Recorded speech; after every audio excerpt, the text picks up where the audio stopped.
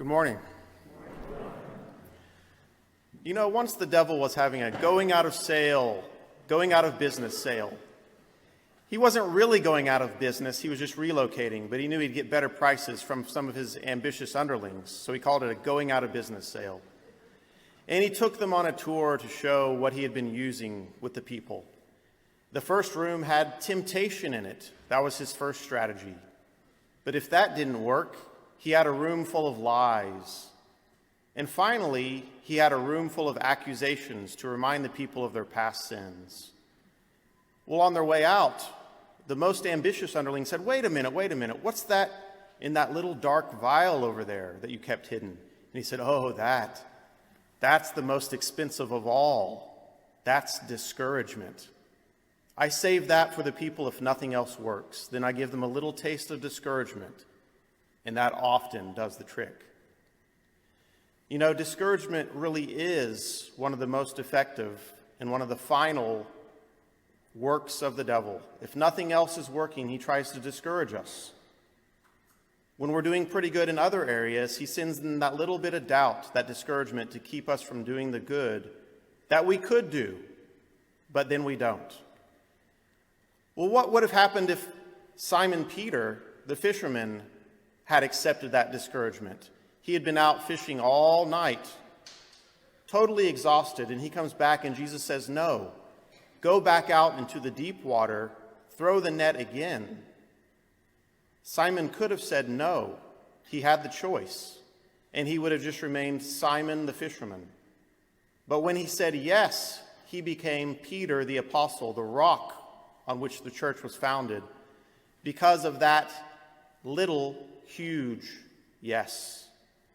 Isaiah also, he sees this great vision, and the angel touches his lips with a burning coal from the altar of heaven and purifies him.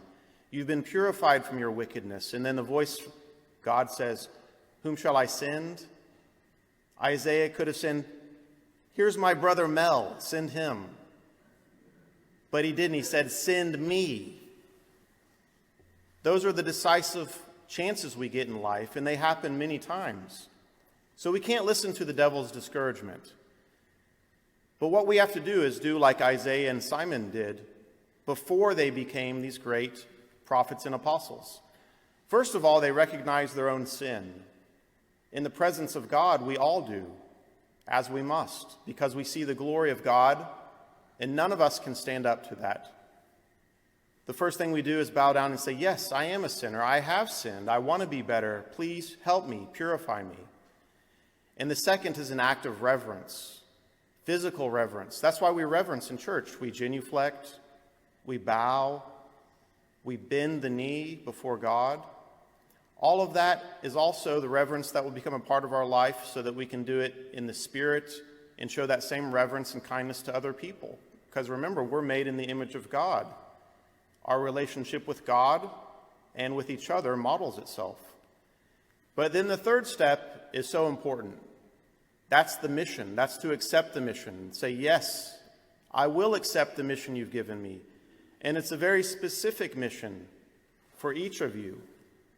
God has your name written on a specific mission, and that's what we have to say yes to. So the question is do we dare to hope beyond hope? Well, even in earthly life, we do that. You know, in 1972, NASA, beyond all belief, sent a satellite into space for Jupiter with pretty primitive technology. Well, the satellite actually reached its goal and accomplished it by 1973. 20 years later, it was 6 billion miles from the Earth, from the sun, but it was still sending out a signal. The only thing powering it was an 8-watt battery. That's like a night light in your room. One of the weakest batteries was still sending out that signal. Now, why was it received? Because the power of the receiver on earth was attuned to that signal. But God is not just a satellite receiver. He's the Almighty who made heaven and earth.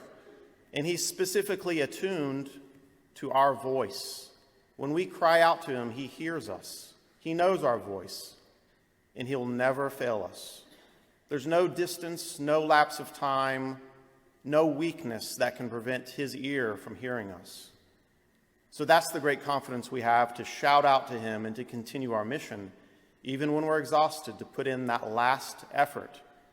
Now that could be in prayer. We might have scheduled 30 minutes to pray, and in the last 5 minutes, we just become too tired. We want to leave. But it could be those last 5 minutes that God wants us to persevere in. It could be that last act of kindness with someone we've given up on, someone who we think is hopeless. Nothing has been able to cure them. Nothing has been able to change their behavior. That's when God asks us to say, yes, I will not give up on them, because he never gave up on us. And so that's our mission today, to admit our sinfulness, to bow down in reverence before God, but with hope beyond all hope, to say, yes, I will go out and do my mission, so that one day you will raise me up, and in the presence of the angels, I will sing your praises.